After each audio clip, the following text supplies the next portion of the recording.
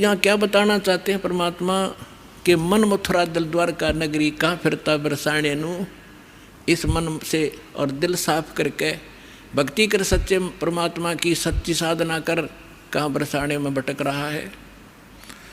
फिर क्या बताते हैं कि जब फरमान धनी का आवे को राखे घर जाने नू, जा सतगुरु का शरणा लीजे जो मेटे जम तलवाने नू। मैं तो दे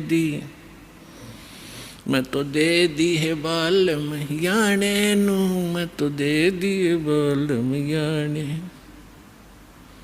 अब क्या बताया है गरीबदास साहिब जी ने कि जिस समय आपके प्रारब्ध में आपकी किस्मतानुसार जब आपकी मृत्यु आ गई और यम के दूत आपको लेने आएंगे तो कोई नहीं रोक सकता उसको। मासा घटे न तिल बधे विद ना लिखे जो लेख। तो कैसे, अब यहाँ क्या बताना चाहते हैं कि यदि आपकी मृत्यु का समय आ गया और चाहे आप 30 वर्ष 40 वर्ष 50 वर्ष के हो, 10 वर्ष के हो, 2 वर्ष के हो, 4 वर्ष के हो, तो आपकी मृत्यु होगी ही होगी।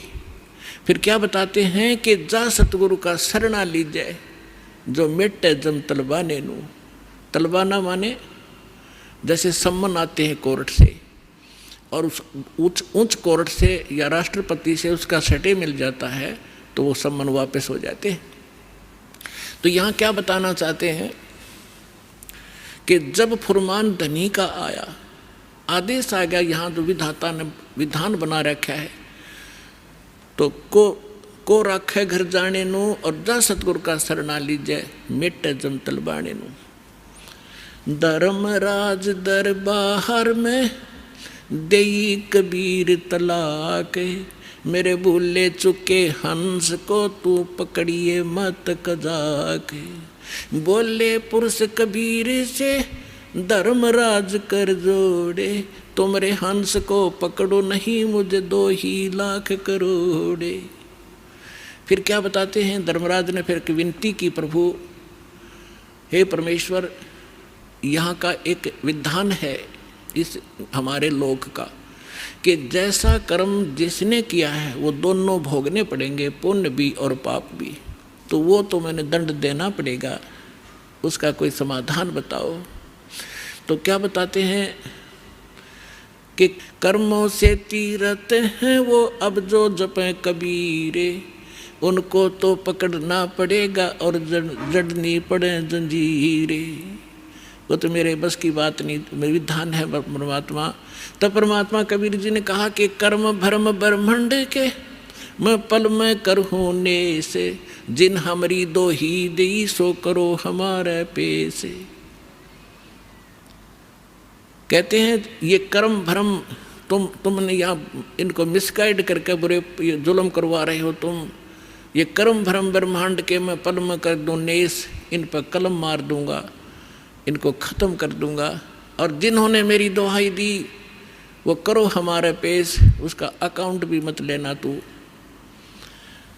तो ये ज्ञानदास सुनाता ही रहता है, परमात्मा की अमरवाणी है, कोई डूम बाट के गीत नहीं, उस सच्चे परमेश्वर का बताया हुआ सच्चा विधान है और ये ज्यों का त्यों है। परमात्मा ने कहा कि जो ये कह दे मेरे पास, तेरे पास आके मैं उस परमेश्वर कबीर जी का भक्त हूँ, उसका अकाउंट भी मत लेना। जो मेरा सत्य साधक हो और किसी गलती से वो तुम ले भी आए हो तो मेरे पास भेज देना, करो हमारे पेश। एक भक्त बता रहा था जी, मैं सपने में रात को सो रहा था और 2 बैंकर से आए और मुझे कहने लगे कि चल तू। मैं उठ कर चल पड़ा उनके साथ साथ और जब पहुंच गए ना, एक बड़ी सी बिल्डिंग दिखाई दी थी,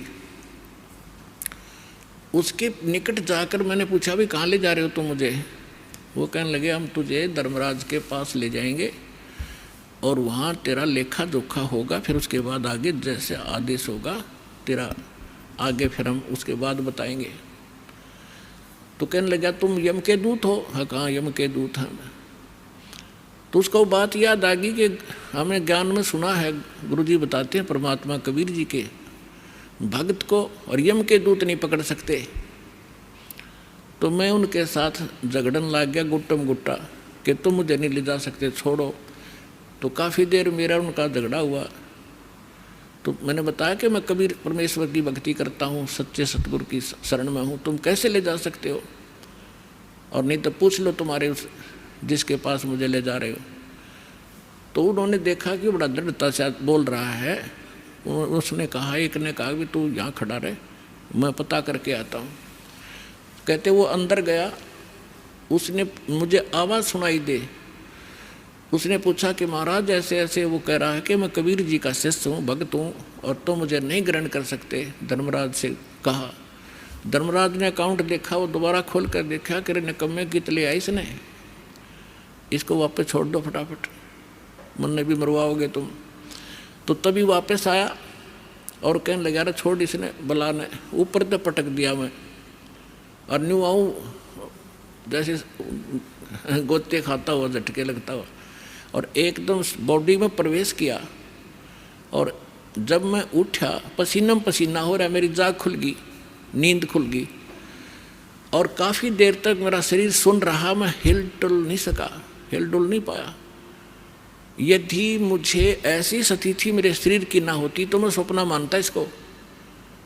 तो उस दिन के बाद कह रहा कि और गणा दृढ़ विश्वास हो गया परमात्मा पे। तो यहाँ गरीबदास जी उसी परमात्मा की समर्थता बता रहे हैं कि जब फरमान धनी का आवे, को राखे घर जाने नु, कौन बचाओ वहाँ जाने से, और जा सतगुरु का शरणा लीजे मेटे जमतल बाणे नु, मैं तो दे दी बालम याने नु, मैं तो दे दिए बालम याने नु। उत्तर दक्षिण पूरब पश्चिम तो फिरता दाने दाने नु। इस समर्थ की शरण में आने से आपको इतनी बरकत देगा यू भगवान, थोड़े काम में घना सुख, घना फायदा होगा। और आप उल्ट साधना करते हो, गलत साधना कर करके, और अपना कर्म बिगाड़ दिए, भक्ति नाश कर दी। जिस साधना से आप कर रहे हो, इससे आपको कोई बेनिफिट होने वाला नहीं है। यहाँ क्या बताते हैं, उत्तर दक्षिण पूरब पश्चिम फिरदा दाने दाने नु, सर्व कला सतगुरु साहेब की हरि आए हरि आने नु। तुम तो कहते हो कि भगवान हमने मिलता नहीं, और भगवान हरियाणे में आए और मुझे मिले, सतलोक लेकर गए, फिर वापस छोड़ा। और पुण्यात्माओं आगे फिर गरीबदास जी क्या बताते हैं, मत दे दी है बाल में बैरे नू, मैं तो दे दी है बाल में बैरे नू, मैं तो दे दी बैरे नू, मत दे दिए बाल में बैरे नू। संसारी दी गल्ला चिने ना बूझे शब्द जो गहरे नू, संसारी दी गल्ला चिने नहीं बूझे शब्द जो गहरे नू। ये मुर्दों से ती प्रीत लगावे न जाने सतगुरु मेरे नू, मुर्दों से ती प्रीत लगावे न जाने सतगुरु मेरे नू, मैं तो दे दी है बालम बैरे नू, मैं तो दे दी है बालम बैरे नू। श्वेत छतर सिर मुकुट विराजे देखत न उस चेहरे नू, श्वेत छतर सिर मुकुट विराजे देखत न उस चेहरे नू।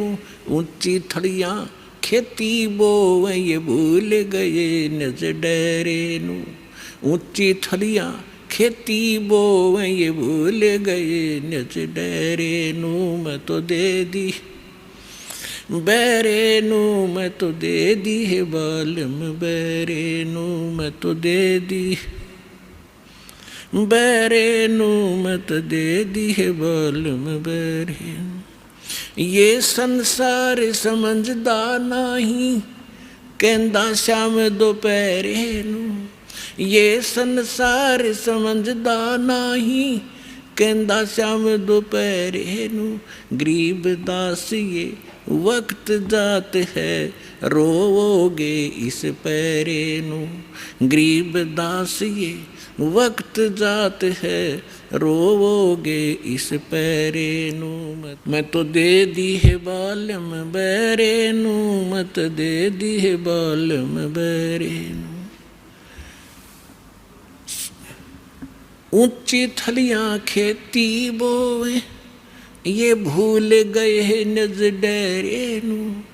ऊंची थलियां खेती बोए, ये भूल गए नज डेरे नू।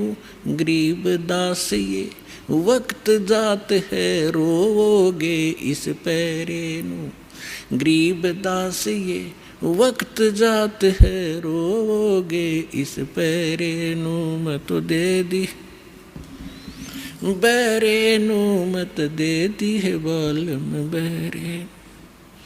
अब इसमें क्या बताना चाहा है परमात्मा के ज्ञान को गरीबदास साहिब जी ने, कि यदि आप किसी मित्र को, बहन भाई को, या कोई और निकट के संपर्क वाले को कुछ बताना चाहोगे इस ज्ञान के बारे में, वो कति सुनने को तैयार नहीं, क्योंकि मन है उसके अंदर प्रभावी है, हैवी है मन। और उसी व्यक्ति को कोई ये कह दे, कहाँ जाते हो भाई, कि मैं जाता हूँ अमरनाथ पे, और उसको ये कह दे कि केदारनाथ पर जाने से बहुत लाभ होता है, तो पूछेगा कब जाएगा, मुझे भी ले चलना। No objection. कोई सोमवार का व्रत रखता है तो उसको कोई ये कह दे कि शुक्रवार का व्रत बड़ा बेनिफिट देता है, अच्छा बता कैसे करना होता है, तुरंत मान जाएगा। तो यहाँ परमात्मा कहते हैं मैं तो दे दी बालम बैरे नू, और संसारी दी गल्ला चीने। आम आदमी कह दे वो मान ले, और ना बूझे शब्द जो गहरे नू, इस गहरे ज्ञान को नहीं पूछना चाहता, ना समझना चाहता। तो क्या बताते हैं, संसारी दी गल्ला चिन्ह नहीं बूझे शब्द जो गहरे नू। ये मुर्दों से ती प्रीत लगावे, न जाने सतगुरु मेरे। अब जैसे प्रत्येक गांव में किसी तालाब के ऊपर या किसी अन्य स्थान पर कोई संत साधक मर गया, मृत्यु को प्राप्त हुआ, उसकी यादगार बना ली, वह माथा टेकन लाग गए सारे, पूरा गांव का गांव। अन्यों का हमारे तो दादा लाई पूजा है यार। अरे कोई विवेक तो लो।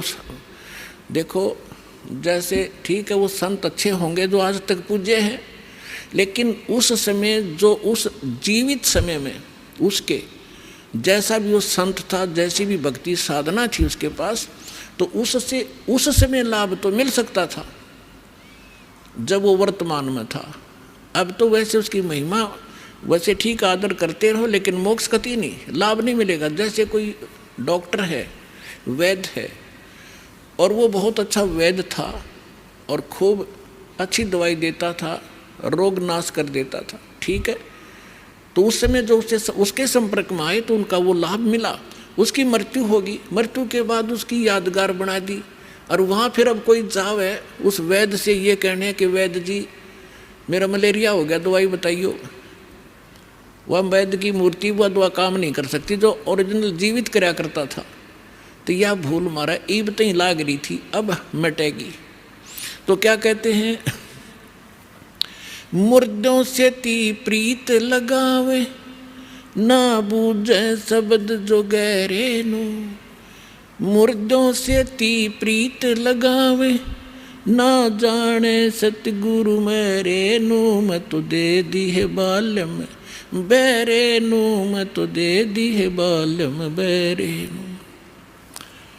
फिर क्या बताते हैं, श्वेत छतर सिर मुकुट विराजे। निराकार निराकार का ढोल पीट रखा था। कहते उस सफेद अरस कुर्स पर सफेद गुम्मट है, जहाँ सतगुरु, जहाँ परमात्मा का डेरा, वहाँ एक बहुत बड़ा सुंदर महल है परमात्मा का, उस बहुत सुंदर गुम्बज टाइप है। उसके अंदर परमात्मा विराजमान है, सिंहासन के ऊपर सिर पे मुकुट है, और ऊपर श्वेत छत्र परमात्मा के तना हुआ है। श्वेत छत्र सिर मुकुट बिराजे, देखत ना उस चेहरे नू। श्वेत छत्र सिर मुकुट बिराजे, देखत ना उस चेहरे नू। ऊंची थलियां खेती बोवे, भूल गए निज डेरे नू। ऊंची थलियां खेती बोवे, भूल गए निज डेरे नू। अब क्या बताना चाहते हैं कि परमात्मा साकार है, मनुष्य दृश्य है, सभी सदग्रंथों से दास ने प्रमाणित कर दिया आपके समक्ष। और जिन महापुरुषों ने भगवान मिले, सचखंड लेकर गए अपने निज स्थान पर, फिर उनको वापस छोड़ा, उन्होंने अपनी अमृतवाणी में एफिडेविट दे रखा है कौन है भगवान, कहाँ रहता है, कैसी सूरत है और क्या नाम है उसका। तो इन सभी प्रमाणों से आपको सिद्ध हो जाएगा कि कौन है भगवान और कैसी लीला करता है वो मालिक। तो यहाँ क्या बताते हैं कि आप जी जो साधना कर रहे हो, अन्य देवी देवताओं के पूर्ण परमात्मा की भक्ति ना करके किसी भी ब्रह्म की, पर सरपुरुष की, अक्षर पुरुष की, ब्रह्मा विष्णु महेश की, या दुर्गा या निरंजन की, तो ये तो ऐसी साधना है जैसे कोई किसान ऊंचे स्थान पर, थली पर, पहले वर्षा पर आधारित थे सभी मानव समाज। और उस समय गरीबदास जी ने भी किसान थे, गरीबदास जी जाट ग्रुप में जाट जाति से थे, और अपने वहाँ के साथी जो किसान थे उनको भी समझाना था। इसलिए बता रहे हैं कि जो मैं भक्ति बता रहा हूँ जिस भगवान की, उसकी साधना ना करके आप अन्य जो साधना कर रहे हो ऐसी है जैसे ऊंची थलियों पर, ऊंचे स्थानों पर बीज बो दिया, खेती कर ली, और जब थोड़ी बहुत वर्षा हुई तो वो उस थलियों का पानी एक समतल स्थल पर, डहर बोलते थे उसको, डहर, वहाँ आकर इकट्ठा हो जाता था। और उस स्थान को, डहर के अंदर पानी वर्षा भी और आसपास के ऊंचे क्षेत्र का उसी में आ जाता था।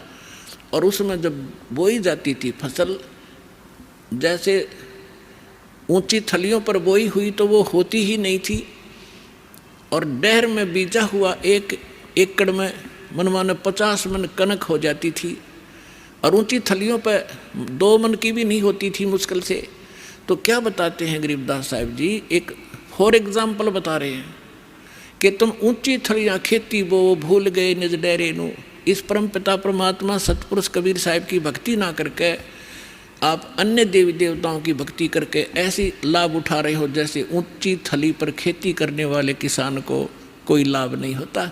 और जो डहर में बीज बोता है, प्रयत्न दोनों एक जैसा ही करते हैं, तो उस डहर वाली यानी उपजाऊ ज़मीन में और समतल ज़मीन में घना लाभ होता है। तो ये समझाना चाहते हैं कि जो साधना हम बताते हैं वो तो डहर समझो। अब फिर बताते हैं,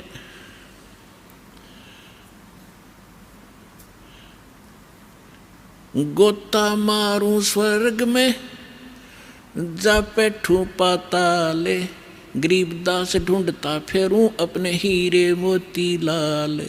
चारों युग में मेरे संत पुकारे, और कूक कहा हम हेल रे, हीरे माणिक मोती बरसे, ये जग चुगता ढेल रे। अब परमात्मा कबीर जी से प्राप्त ज्ञान को कैसे विश्लेषण कर रहे हैं गरीबदास जी।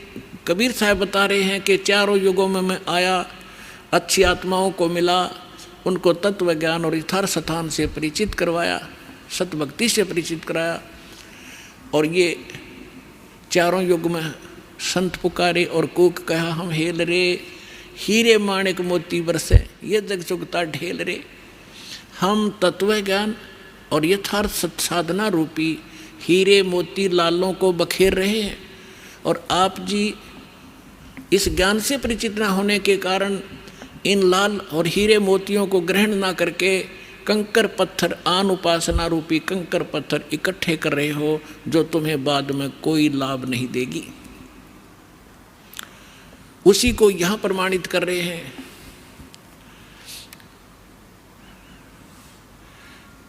श्वेत छतर सिर मुकुट बिराजे, देखत ना उस चेहरे नू।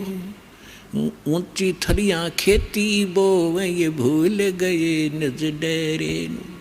पर भी लेन जात है दुनिया, हमरा ज्ञान किन्हें ना सुनिया। अब यहाँ एक प्रश्न है इसके अंदर कि संसारी दी गल्ला चिन्ह ना बुझे सब जो गहरे नू। एक बहन आई, एक बहन ने हमारी दीक्षा ले ली थी। उस बहन की बहन जो है उसका पति शराब बहुत पीता था, और जिस बहन ने यहाँ दीक्षा ली थी उसका भी ऐसी स्थिति थी। उसके पति ने शराब छोड़ दी थी और नाम ले लिया, और एक बिल्कुल स्वर्ग के तुल घर हो रहा था। तो उसकी बहन का वहाँ आना हो गया, जो दीक्षा किसी और से ले रखी थी, किसी दूसरे पंथ से, और साथ में दूसरी साधना भी करती थी अपनी जो परंपरागत प्रचलित। उसका पति शराब पीता था, बहुत पीटता था, कभी गली में भी खड़ी कर देता रात में शराब के नशे में। अब मैं बाहर खड़ी रहती हूँ, कुंडी लगा के भीतर पड़ कर सो जाता, सवेरे उतरे शराब जब खुल कुंडी ने। इतनी दुखी हूँ मैं। तो उस बहन ने कहा कि आप मेरे गुरुजी के पास चलो, वहाँ नाम ले लो और तेरा पति भी शराब छोड़ देगा। तो वह बहन अपनी बहन के साथ हमारे पास आ गई करोथा आश्रम में। जब थोड़ी सी संगत थी, हम ऐसे बाहर बैठे सारा बैठे रहते थे, सारे 10, 20, 50, 100 भक्त आते थे दिन में, मुश्किल से 10, 20। तो मैंने पूछा बहन कहाँ से आई? तो उसने बता दिया मेरी सिस्टर है, और इसका पति बहुत शराब पीता है, और रोज़ पीता है, इसने बुरा हाल कर रखा है इसका, और नौकरी करता है, एक चवन्नी घर पर नहीं छोड़ता, सारी पी जाता है, बच्चे भी भूखे रहते हैं कई बार। तो मैंने कहा बहन फिर दीक्षा लेनी पड़ेगी आपने, भगवान फिर धीरे धीरे सद्बुद्धि देता है, परिवार के अंदर भगवान प्रवेश हो जाता है, और ये पितृभूत भी प्रवेश करके वहाँ उत्पात मचाते रहते हैं, फिर वो भाग जाते हैं, सद्बुद्धि आती है। तो मैंने पूछा आप क्या साधना करते हो? उसने बताया जी मैं ऐसे ऐसे धन धन सतगुरु अणा का नाम ले लिया, गुरु जी का ले रही हूँ 4-5 वर्ष से। तो हमने कहा बहन देखो चलो ठीक है, वहाँ जो तुमने नाम लिया, लेकिन अब यहाँ भक्ति, यहाँ नाम लोगे तो सब पिछली पूजा छोड़नी पड़ेंगी, ना बीड़ी पीनी, ना शराब, ना पीने के लिए सहयोग देना किसी को, और ना कोई व्रत रखना। मैं कहने लगा बहन बीड़ी क्यों पीती है तू? ने बोली जी बीड़ी मैं पहले ना पिया करती, नाम लेने के बाद पीने लग गई। मैं कहा कमाल की बात है, दीक्षा लेने पीछे पाछे छोड़ा करें कि बुराई ग्रहण थोड़ी करते हैं। तो उसने क्या बताया जी, जिस सत्संग में हमारे गांव में होता था सत्संग, हम वहाँ जाती थी तो वो सभी को बीड़ी वितरित करती थी प्रसाद के रूप में, एक प्लेट में डाल के, और साथ में एक माचिस और सींक रख देती थी, और न्यू क्या करती पीले पीले प्रसाद है होता है। मैं ना पिया करती पहले, पर उन्हें शिकायत दी, पीने लगी, यह बीमारी और ला ली मैंने, तो इसको तो मैं छोड़ दूंगी। फिर उसने बताया कि मैं व्रत रखती हूँ। मैं कौन सा व्रत रखती है? कि शुक्रवार का। मैं बोला बेबी बहन ये सभी जो व्रत त्यागने पड़ेंगे जो भक्ति करना चाहती है। ने बोले जी व्रत ना छोड़ूँ मैं। उसकी बहन कहने लगी जब तक तू कह रही थी मैं सारी बात मान लूँगी, अब तो व्रत पड़ेगी। मैंने उसे पूछा बहन इस शुक्रवार का व्रत क्यों रखती है तू, किस लिए? तो वो कहने लगी कि मैंने कथा, क्या क्रिया होती है इसमें, क्या लाभ है इससे? वह कथा सुनाती है कि एक का पति विदेश चला गया था कोई काम धंधे के लिए, ऐसी कथा है संतोषी माता के व्रत, शुक्रवार के व्रत से क्या लाभ है वो बताने लगी। और फिर उसकी काफ़ी वर्ष हो गए थे, उसके पति ने दूर चला गया, उसका भूल पड़ गई, घर नहीं आया। संतोषी माता एक बहन को दिखाई दी उसको, जिसका पति बाहर गया हुआ था दूर देश में, और उसने बताया कि तू मेरे 16 शुक्रवार के व्रत रख ले, तेरा पति घर आ जाएगा। तो उसने 16 शुक्रवार के व्रत रखे, और 16वां शुक्रवार का जो व्रत था उसका पति घर आ गया, इसलिए उसकी पूजा करती हूँ। और मैं 13 रोज आवर रोज गड़े तो गाड्डे की शुक्रवार के व्रत ने अकल की चोर। चलो उसका तो पति दूर चला गया था, उसकी तो बुला लिया उसकी संतोषी माता ने, तेरा तो डेली आवर डेली गड़े तने, और फिर भी शुक्रवार का व्रत है कल तुम्हारे अंदर। तो यहाँ परमात्मा कहते हैं कि संसारी दी गल्ला चीने ना बूझे सब जो गहरे नू, सच्चाई से परिचित ना होना चाहते हैं और ऊंची थलियां खेती वो ये भूल गए निज डेरे नू। फिर क्या बताते हैं कि ये संसार समझदा नहीं कहंदा श्याम दोपहरे नू। अपने आत्माओं सटाट सत्संग यहाँ से हुआ था। भाई तन दर सुखिया कोई ना देखा, जो देखा सो दुखिया हो। उदय अस्त की बात करते हैं, मन सबका किया विवेका हो, सबका किया विवेका हो। यहाँ पर कहते हैं झूठे सुख को सुख कहे ये मान रहा मनमोद, ये सकन से बिना काल का कुछ मुख में कुछ गोद। तो क्या बताना चाहते हैं आदरणीय गरीबदास साहिब जी कि ये संसार समझदा नहीं कहंदा श्याम दोपहरे नू। जैसे एक शराब पिए पड़ा था, जेठ जून का महीना, हरियाणा क्षेत्र, पंजाब, राजस्थान, उत्तर प्रदेश। इसमें जून के अंदर एक भयंकर गर्मी गिरती है और शराब पी कर बाहर पड़ा बिल्कुल मैदान में। और उसका साथी कहता है कि उठ ले भाई, बहुत दुखी है तू, मुंह में झागा रे, पसीना पसीना, रेते में लेटा हुआ है, उठ तुझे छाया में लेटा देता हूँ। वो शराब के नशे में कहता है छेड़ना मौजूरी है। वहाँ धूप में पड़ा है, रेत के अंदर पड़ा है, पसीना पसीना है, और उसको कहता छोड़ दे मौजूरी है। तो परमात्मा कहते तुमने भांग पी रखी काल की, कबीर ये माया अटपटी सब गट आनड़ी, और किस किस ने समझाऊं या कुआ भांग पड़ी। तो ऐसे हम इस दुख को सुख मान रहे हैं इस नशे के अंदर। फिर क्या बताते हैं, जैसे एक रिश्तेदार दूसरे रिश्तेदार को यानी मित्र या रिश्ते रिलेटिव को कोर्ट में मिला कचहरियों में, और वहाँ मिलते ही हाथ मिलाते हैं और कहते और क्या हाल है, अकमौज हो रही है। कोर्ट में मौज का क्या काम, वहाँ तो घी बंधी रहती है। कोर्ट में भी मौज है, वहाँ गए हैं व्यक्ति को 2 मिनट में चिंता रहती है, वकील नहीं आया, गवाह नहीं आया, फलाना नहीं आया, और फिर और क्या हाल है, ठीक ठाक मौज है। कोर्ट में जाने वाले व्यक्ति को भी मौज है। फिर हॉस्पिटल में गया, किसी का कोई बच्चा बीमार था, मित्र आए वहाँ मिलने के लिए। अब उससे पूछते हैं और ठीक है, अपना लड़का तो बीमार है, बाकी मौज हो रही है, लड़का मरने को हो रहा है, बाकी ठीक ठाक है।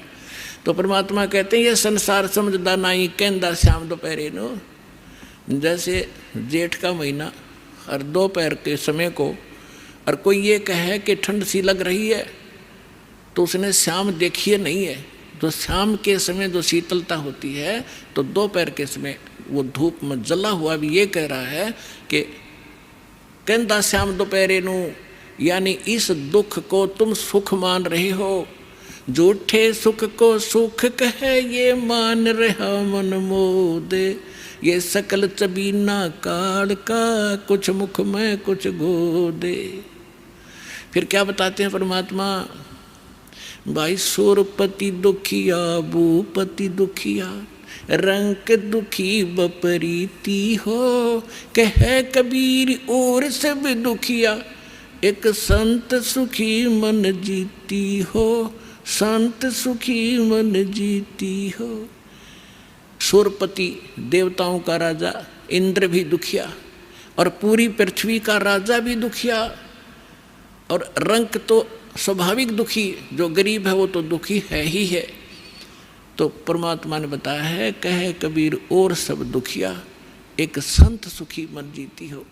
यानी परमात्मा की शरण में जो प्राणी आ जाएगा, पूरे सतगुरु की शरण में आने से, उस सच्चे परमात्मा की भक्ति करने से उसको एक तो ज्ञान ऐसा प्राप्त हो जाता है कि वो संसारिक इन आडंबरों से दूर हो जाता है। उसको ज्ञान ऐसा निर्मल मिल जाता है कि ऐसा निर्मल ज्ञान है, ये निर्मल करे शरीर और ज्ञान मंडलीक है भाई चकवे ज्ञान कबीर। तो उसको ज्ञान ऐसा मिल जाता है कि यहाँ तक पीछा छुड़वाएं पार पड़ेगी, ना कोठी की घनी हो सकता, ना बंगले की, ना ज़्यादा यहाँ अटपट चले नहीं, क्योंकि हमारे परमात्मा सारी ब्रह्मांड के पालक, सबके रचनहार एक झोंपड़ी में टाइम पास करा करते और हाथ से कपड़ा बुनकर निर्वाह करके दिखाया करते थे, जो सबका पालन करने वाले। नहीं तो वो एक वचन से एक बहुत बड़ा महल बना सकते थे, उन्होंने ईंट सीमेंट डालने की जरूरत नहीं थी। वो हमें ये बताना चाहते थे, इस गंदे लोक से निकलना चाहते हो तो यहाँ की बकवाद छोड़नी पड़ेगी, केवल यहाँ से जन्म और मृत्यु का छुटकारा चाहिए आपको, तो ये भक्ति कर लीजिए।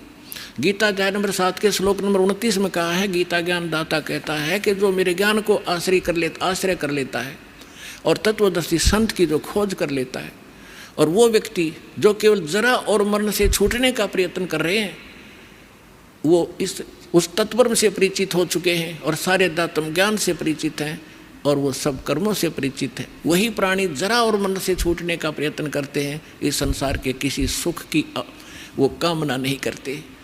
तो यहाँ इस आने से आपको ये ज्ञान हो जाएगा और फिर ये समर्थ है। आपको जिस चीज़ की आवश्यकता होगी, बकवाद नहीं सुनेगा आपकी, आपको आवश्यकता होगी तो आपको तुरंत दे देगा ला, कहते कुछ भी कारण बनाओ। तो इसलिए यहाँ परमात्मा कहते हैं, कहे कबीर और सब दुखिया एक संत सुखी मन जीती हो। मन जीतना यही होता है कि जैसे हमने यहाँ की ये जो नाचना गाना, इसका तो ज्ञान ही हो गया, बकवाद है बेमतलब की। अब नाच गा रहे हैं, ढोल पीट रहे हैं, डीजे बजा रहे हैं, अगले दिन दूल्हे की मृत्यु हो जाती है, टक्कर मार कर रो रहे हैं, बजा ले डीजे। तो यहाँ संत कहते हैं, ना जाने, नानक साहब जी कहते हैं, ना जाने काल की कर डारे किस विध ढल जा पासावे, अर्जिना के सरते मौत खुड़क दी उनानू केड़ा हंसावे। जिनको मौत दिखाई देती है, जिनको जाना है यहाँ से, पता है कि ना जाने कब बिजली गिर जाएगी, तो वो ये बकवाद नहीं कराया करते। अब कोई भयंकर रोगी है और उसको पता है कि कैंसर हो गई है और कुछ दिनों का मेहमान है, उसके वो सुनियो डीजे और करके दिखाओ बकवाद, उसको तो उंगलियां पर दिन गिनने पड़ते हैं कब मौत होगी, कितने दिन का जीवन है। तो हम सबको कैंसर है। परमात्मा कहते हैं कि जग सारा रोगी आरे, जिन सतगुरु वैद न जाना, जग सारा रोगी आरे। जन्म मरण का रोग लगा या तृष्णा बढ़ी खांसी, और आवागमन की डोर गले में पड़ी काल की फांसी। तो हमने ये काल की फांसी दिखाई देनी चाहिए, और यहाँ से जब निकलने की जब श्रद्धा बनाएंगे तो हमारा मन जीता जाएगा, तब मन जीता जाएगा। इस ज्ञान से हम उल्टे हटेंगे और फिर परमात्मा साथ रहेगा। कहते हैं कल्पे कारण कौन है, कर सेवा निकाम, सेवा माने पूजा, और मन इच्छा फल दूंगा जब पड़े मेरे ते काम। तो इस प्रकार इस सत्साधना करने से आपका भी मोक्ष, आपके बच्चों का भी मोक्ष। और कबीर साहब ने ये वो समय वो है जो वचन पहले कहा था कि भक्ति बीज होगा जो हंसा, और तारों तास के इकोत्र वंशा। अब हजारों वर्षों तक ये सत्साधना चलेगी, पूरे विश्व में ये ज्ञान फैलेगा। या कोई सुखी नहीं है, चाहे कितना बड़ा अपने आप को प्रधानमंत्री मान रहा है, चाहे कितना वैभवशाली समझता है, उसने सपने में सुख नहीं है आज के युग में। तो इस ज्ञान से, इस भक्ति से आपकी आवश्यकता भी पूरी होगी और मन भाग जाएगा, आत्मा दृढ़ होगी, आपका मोक्ष होगा, सतलोक चले जाओगे, सदा सुखी हो जाओगे और रहना मर्यादा के अंदर।